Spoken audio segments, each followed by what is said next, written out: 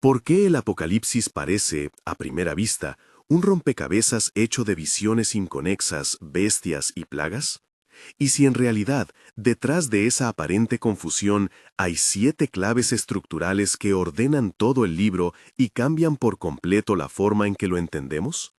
Hoy, bajo el título Apocalipsis, los 7 grandes misterios que cambiarán tu perspectiva, explicación bíblica, te propongo un recorrido que no busca asustarte ni ofrecer fórmulas fáciles, sino iluminar la arquitectura teológica del libro.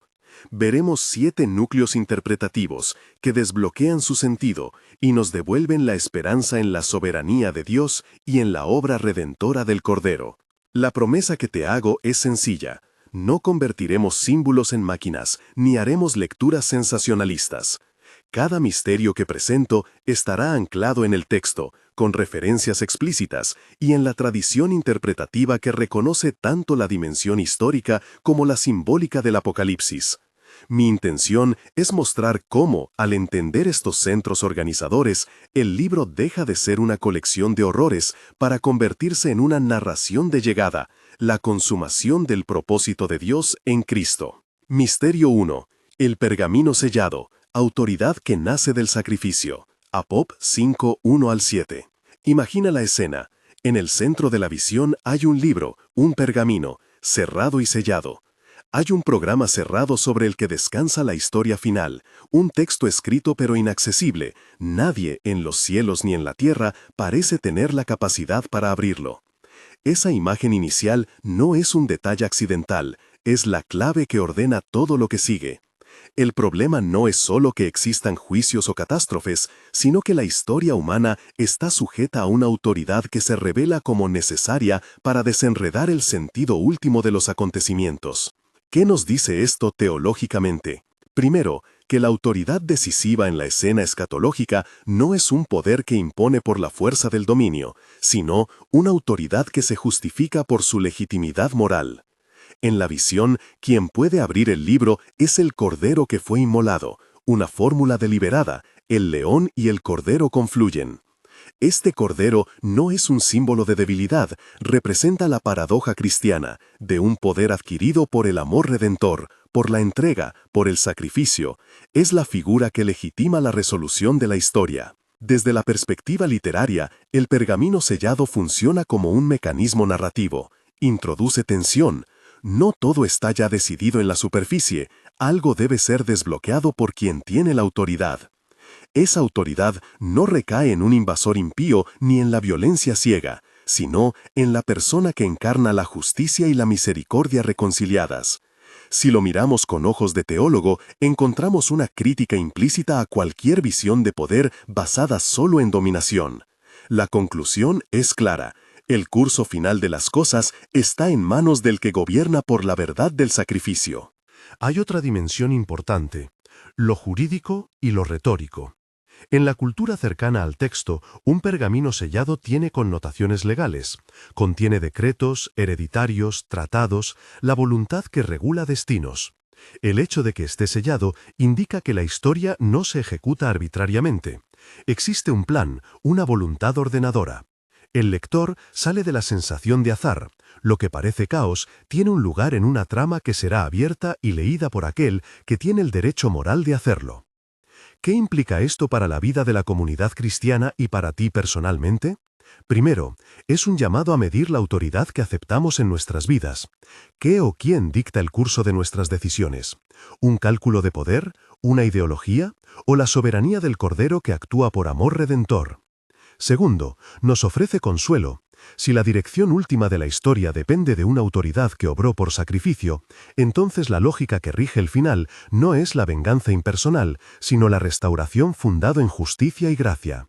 En términos prácticos, la lectura del pergamino nos invita a confiar más en la legitimidad moral del reinado de Cristo que en la intemperancia de los horrores temporales.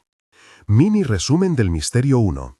La visión no comienza con la violencia, sino con un bloqueo legal que subraya que la historia está bajo una autoridad que se gana por amor redentor.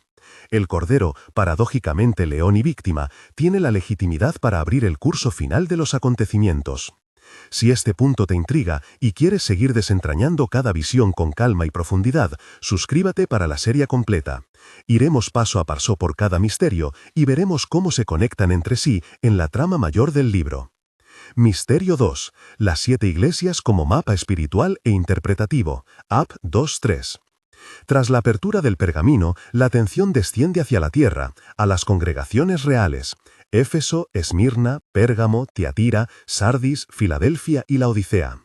A primera vista, estas cartas parecen asuntos locales, problemas concretos, exhortaciones puntuales, pero su función literaria y teológica en el libro es mucho más amplia.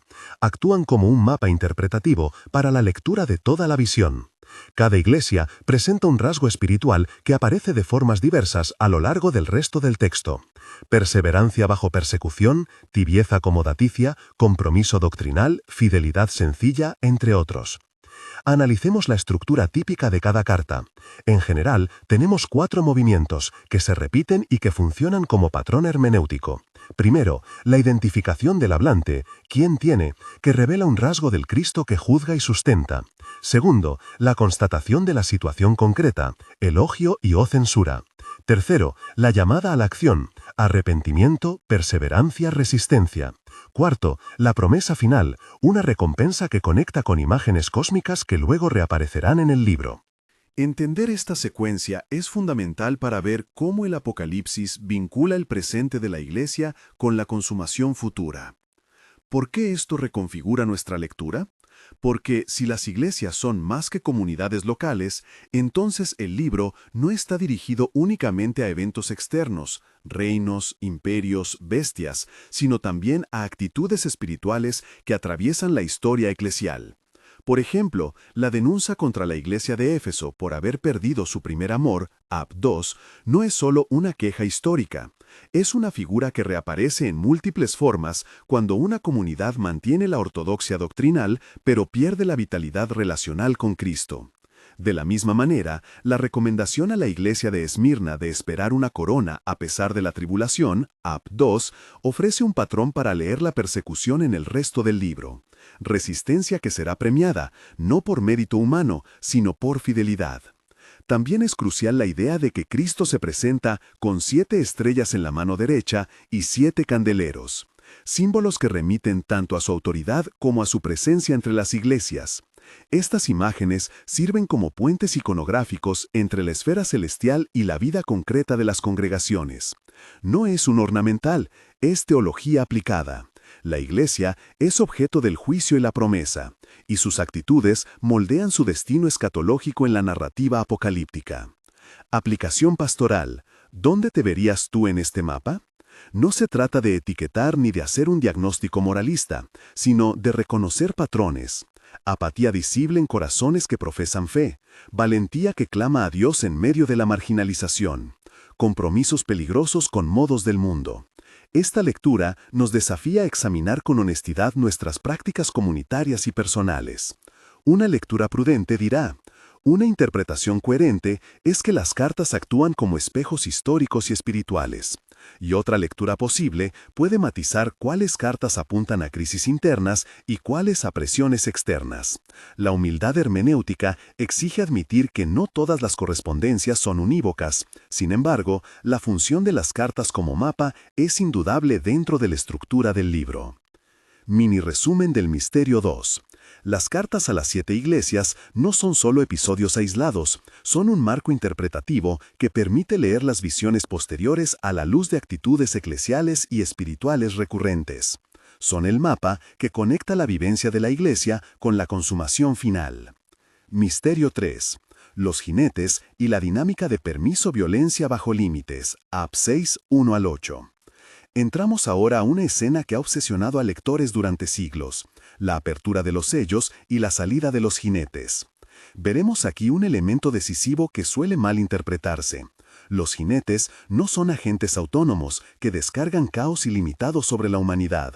Más bien, operan bajo una lógica de permiso y límites dentro de la narrativa divina. Entender esto transforma la lectura. La violencia del libro no es anarquía desatada, sino una serie de acciones que, aunque terribles, suceden dentro de un marco autorizado por el Cordero. Cuando se rompe el primer sello, aparece un jinete con un arco, simbolizando conquista.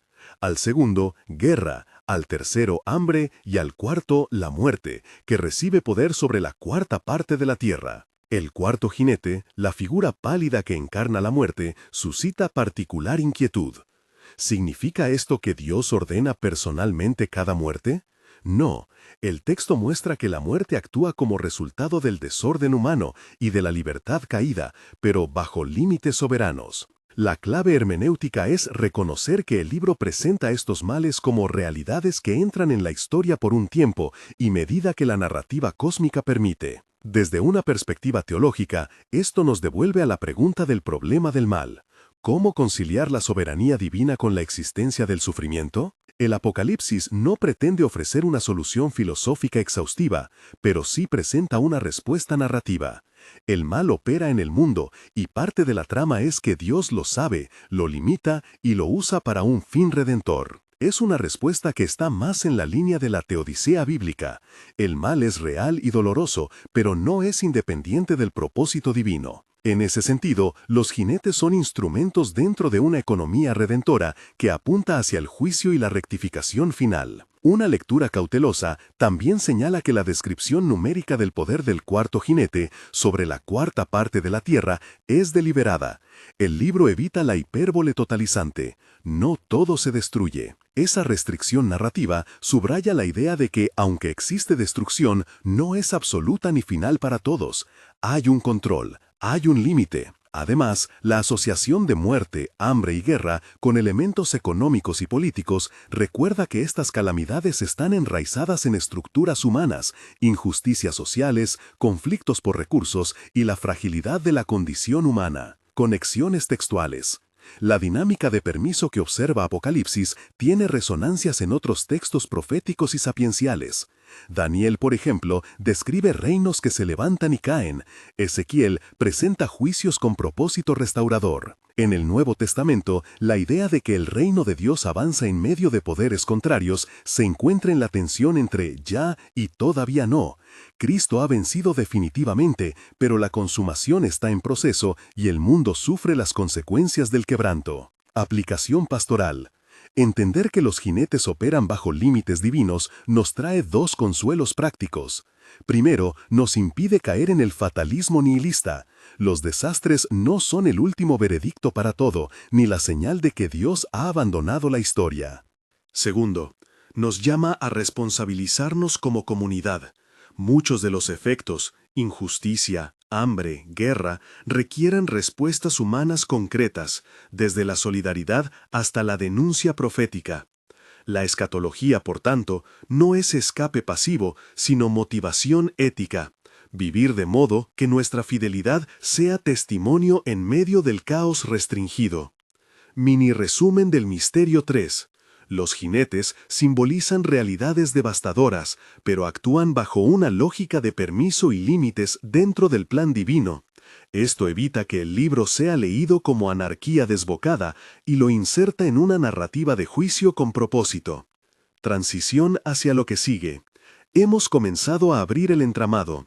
El pergamino sellado nos mostró que la historia está bajo una autoridad legítima. Las cartas a las 7 iglesias nos ofrecieron el mapa espiritual para leer la visión.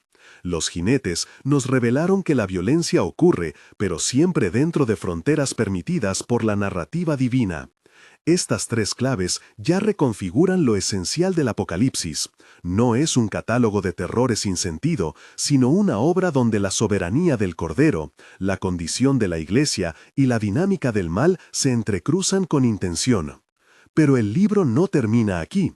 Si hasta ahora hemos visto la legitimidad, el mapa y la dinámica del sufrimiento, la siguiente pregunta es, ¿qué sucede con el testimonio profético cuando parece ser acallado?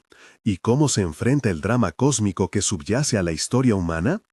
Esas interrogantes nos conducen a misterios igualmente decisivos, la función representativa de los dos testigos y el drama de la mujer y el dragón, imágenes que colocan la lucha en un escenario que trasciende lo meramente humano. Antes de llegar ahí, conviene detenerse en una reflexión final sobre lo recorrido. Si el Cordero tiene la llave y las iglesias reflejan actitudes históricas, entonces todo acto de fe y toda decisión de comunidad tienen consecuencias escatológicas reales. La visión del pergamino nos obliga a mirar la historia con ojos de responsabilidad y esperanza. En la siguiente sección abordaremos la figura de los dos testigos, una escena que pone en juego la posibilidad del silencio aparente frente al testimonio que no puede ser destruido. Al contemplar esa visión, entenderemos mejor cómo la profecía funciona simbólicamente en Apocalipsis y qué nos enseña sobre la fidelidad frente a la persecución. Misterio 4. Los dos testigos, el testimonio que la muerte no puede anular. Ap 11, 1-14. La visión que presenta a los dos testigos instala en la narración una tensión fuerte. El testimonio profético parece ser silenciado, pero ese silencio es provisional y revela algo esencial sobre la naturaleza de la profecía. En Apocalipsis 11, Juan ve a dos figuras que profetizan con autoridad, que son abatidas por la bestia y cuya muerte es seguida por un triunfo público de la ciudad que las ha rechazado. Sin embargo, tras un periodo, estos testigos son resucitados y llevados al cielo, en medio de asombro y temor. ¿Qué significa todo esto en el conjunto del libro? Primero, conviene reconocer el carácter representativo de estas figuras. El texto las describe con metáforas cargadas de memoria bíblica.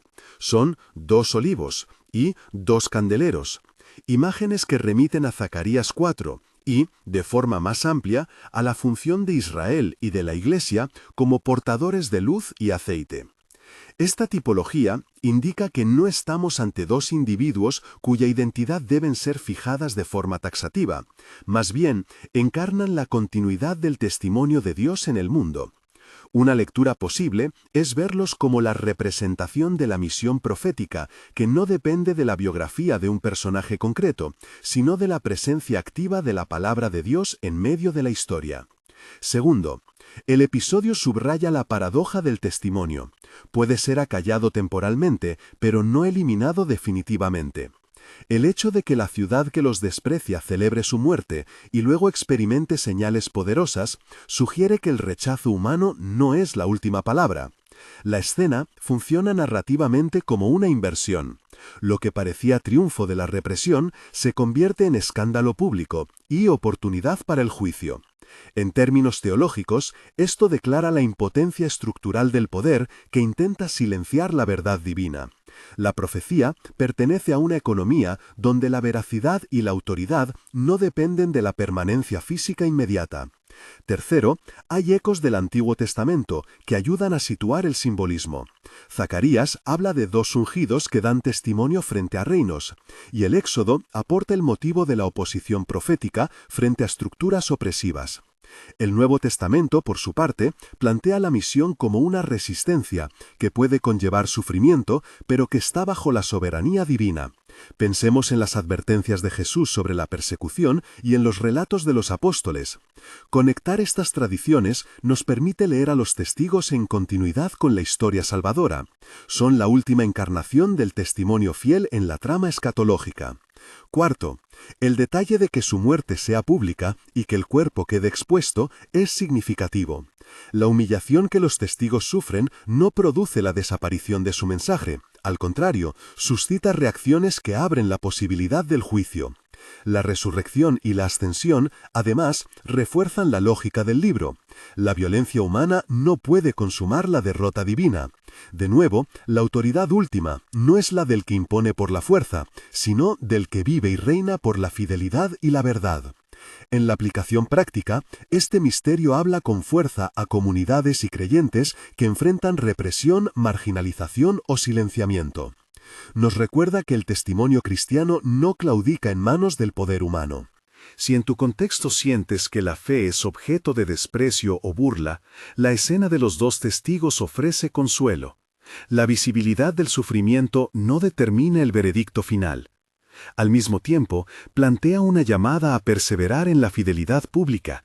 El testigo no es simplemente quien evita el conflicto, sino quien sostiene la palabra aun cuando esa palabra provoque rechazo. Una lectura prudente reconoce que hay múltiples formas de entender el simbolismo, pero la tensión central, testimonio, silencio aparente, vindicación, es clara y relevante. Mini resumen del misterio 4. Los dos testigos representan la función profética que puede ser temporalmente silenciada pero no destruida. Su experiencia muestra que el rechazo humano no anula la verdad ni impide la acción soberana de Dios. Misterio 5. La mujer y el dragón. El drama cósmico que precede a la historia humana. Ap 12. Cuando pasamos a Apocalipsis 12, la escena se desplaza a un plano que parece anterior a la política visible. Hay una mujer, un dragón encendido y un niño que está destinado a la gobernación. Esta imagen ha sido leída de muchas maneras a lo largo de la historia. Sin embargo, dentro del esquema narrativo del libro, su función es principalmente cosmológica. Muestra que el conflicto que percibimos en la historia humana tiene raíces en una batalla que trasciende lo puramente humano.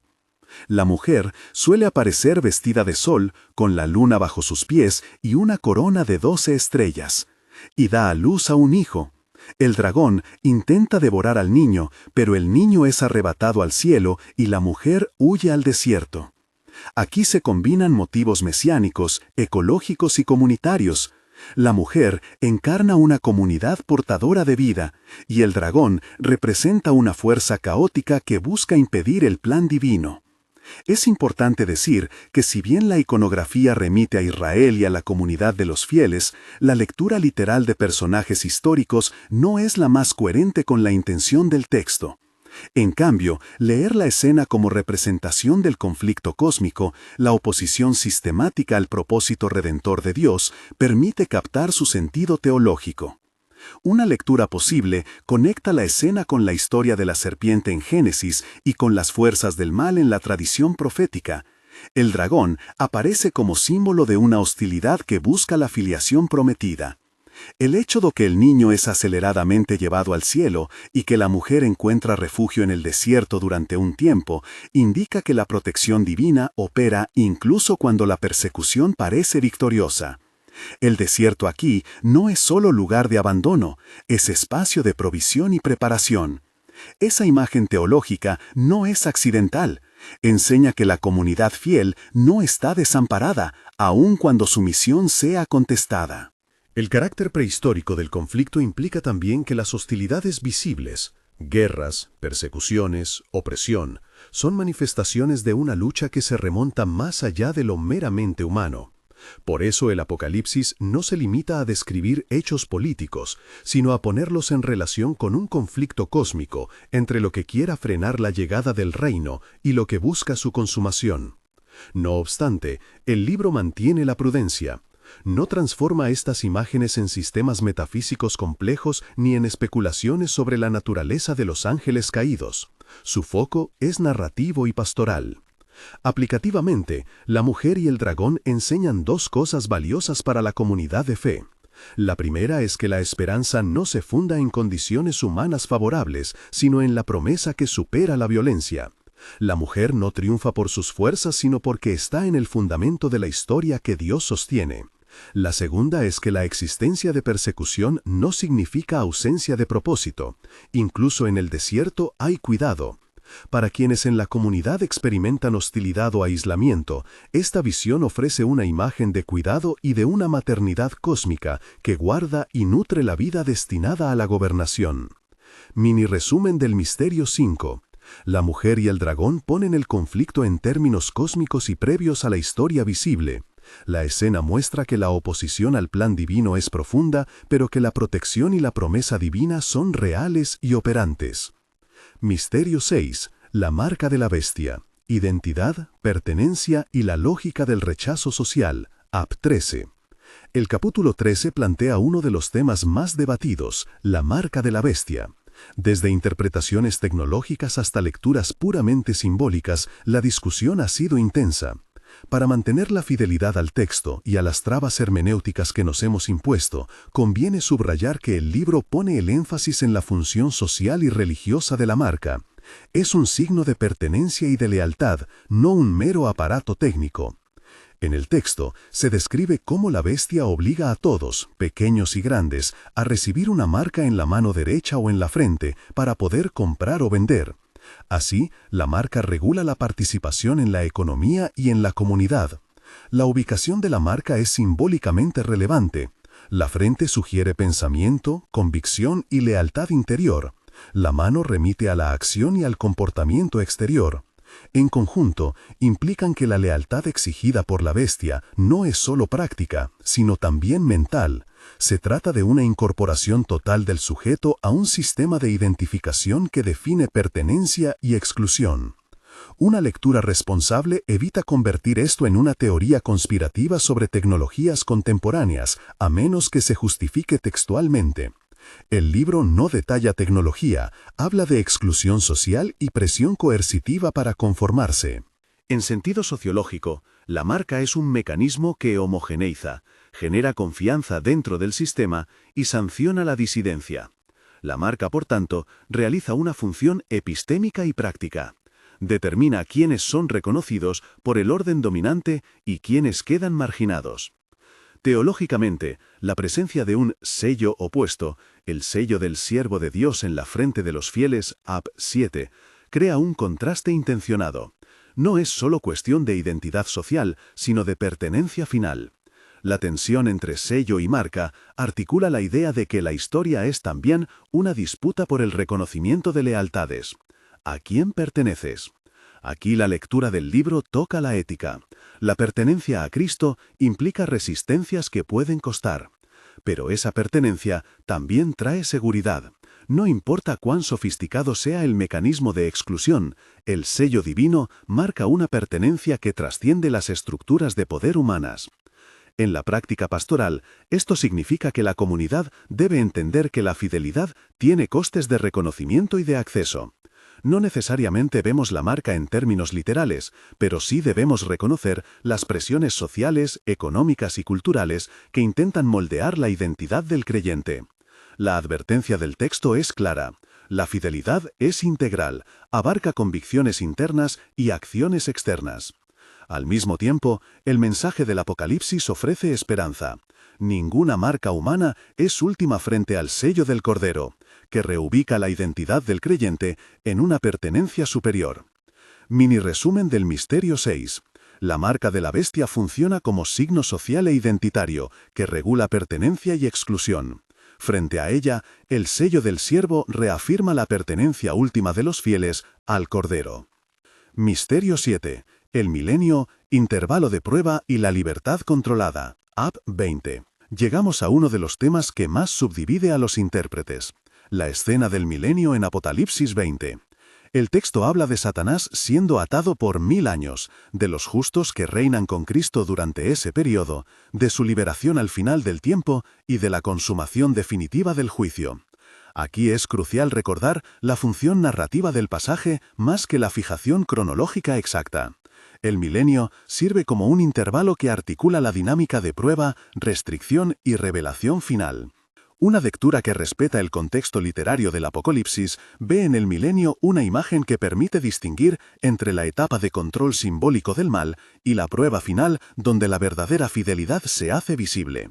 Atar a Satanás no significa la eliminación completa del mal, significa una restricción que posibilita una experiencia de reinado con Cristo que expone la autenticidad de la obediencia humana.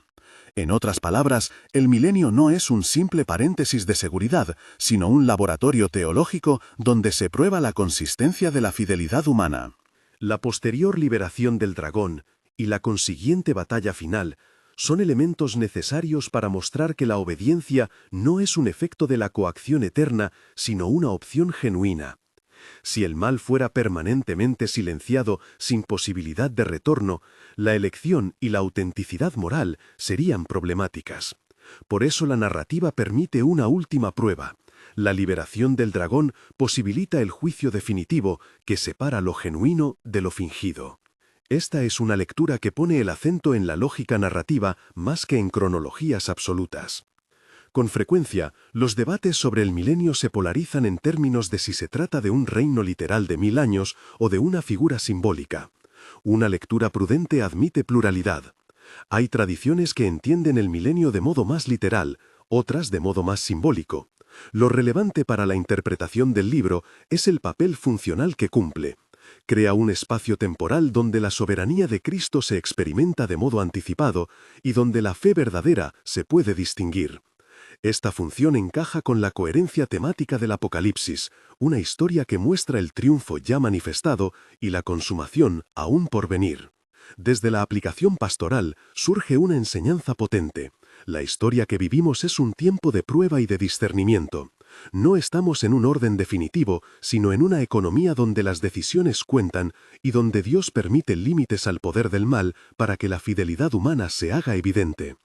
Esto debe moderar tanto la ansiedad apocalíptica como la tentación de la resignación. El tiempo presente es serio, implica responsabilidades y está bajo la mirada del que es el juez y salvador. Mini resumen del Misterio 7. El milenio funciona como un intervalo narrativo que restringe el poder del mal para permitir una prueba de fidelidad. La liberación posterior del dragón culmina en el juicio definitivo que revela la autenticidad humana. Clímax. ¿Cómo estos 7 misterios reconfiguran la lectura del Apocalipsis? Cuando juntas estas 7 claves, la imagen que emerge del Apocalipsis es coherente y profundamente esperanzadora.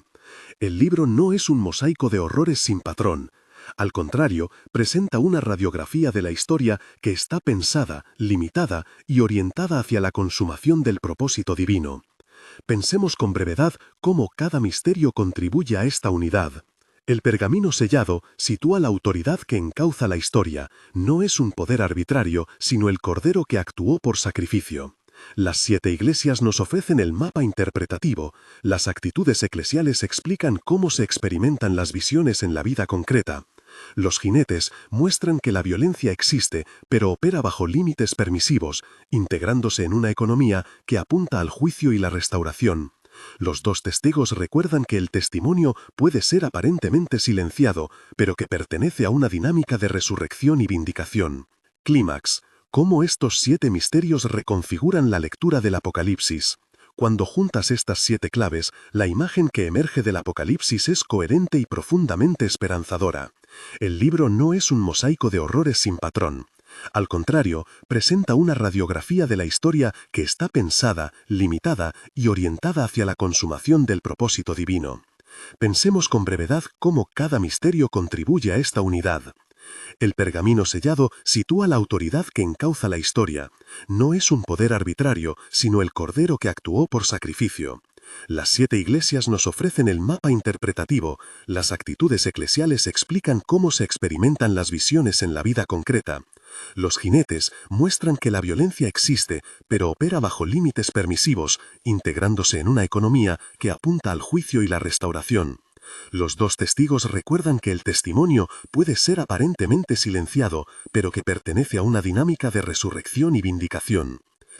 La mujer y el dragón trasladan el conflicto a un escenario cósmico, mostrando que la hostilidad tiene raíces más profundas, pero que la promesa divina preserva la vida destinada a la gobernación. La marca de la bestia evidencia la lucha por la identidad y pertenencia social. El sello del siervo marca la pertenencia definitiva al Cordero.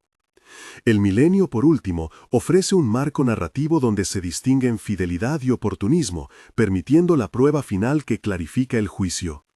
Desde la suma de estas piezas, el Apocalipsis se revela como la consumación de la historia bajo la autoridad del Cordero, no un supremo acto de violencia, sino la culminación de la justicia y de la redención. El libro articula el ya y el todavía no. Cristo ha inaugurado la victoria, pero la consumación exige un proceso donde la libertad humana, la prueba y el juicio tienen su lugar. Esta perspectiva transforma la lectura del Apocalipsis, de temerlo como anuncio exclusivo de desastre, a entenderlo como una narración que funda esperanza seria y práctica. Aplicación pastoral y ética, cómo estas claves cambian tu mirada y tu vida.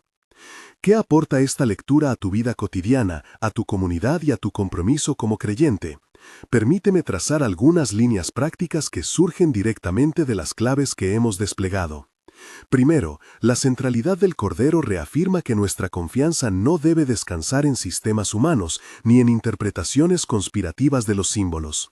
La legitimidad que gobierna la historia no proviene de la fuerza bruta, sino del sacrificio redentor. Esto pide una renovación de prioridades, medir la autoridad por su ética del sacrificio y no por su capacidad para dominar. Segundo, el mapa de las 7 iglesias nos obliga a un examen de conciencia comunitario. No se trata de etiquetas moralistas, sino de diagnóstico pastoral. ¿Nuestra comunidad practica la perseverancia, la humildad, la discernida esperanza o se ha instalado en la tibieza? Identificar estas actitudes permite corregir el rumbo antes de que pequeñas desviaciones se vuelvan patrones estructurales. Tercero, la comprensión de los jinetes como realidades limitadas nos ofrece 2 deberes complementarios: evitar el fatalismo y asumir la responsabilidad ética. La presencia del mal no exime de acción. Al contrario, la escatología debe impulsar respuestas concretas a la injusticia, solidaridad, denuncia y servicio. La esperanza escatológica no conduce a la inacción, sino a una ética que se compromete con la restauración. Cuarto, la lección de los 2 testigos y de la mujer que huye al desierto invita a la perseverancia en el testimonio, aun cuando parezca inútil. La fidelidad pública a la verdad de Dios puede ser costosa, pero el valor de esa fidelidad trasciende la visibilidad presente. No confundas la ausencia de reconocimiento con ausencia de eficacia divina. Quinto, la reflexión sobre la marca y el sello nos llama a examinar nuestras lealtades. En tiempos de presión social que buscan homogeneizar el pensamiento y la praxis, mantener la identidad cristiana requiere discernimiento y a veces coraje. La pregunta clave es: ¿quién define tu pertenencia? Si la respuesta no es el Cordero, conviene reconsiderar compromisos. Sexto, la interpretación del milenio como espacio de prueba nos recuerda que la historia tiene un propósito pedagógico. Somos formados y comprobados. Esto debe dar pie a una espiritualidad de responsabilidad. Nuestras decisiones importan para el bien común y para la fidelidad final. Una última aplicación concreta. La lectura de Apocalipsis que aquí proponemos transforma el miedo en preparación piadosa. No se trata de acumular teorías, sino de vivir con integralidad cristiana.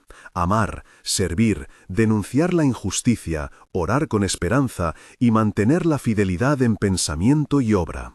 La escatología debe producir comunidades que, frente al caos, respondan con testimonio fiel y creatividad pastoral. Reflexiones interpretativas finales y humildad exegética. Antes de terminar, es importante reiterar una actitud hermenéutica humilde. El Apocalipsis es un texto complejo y multiforme.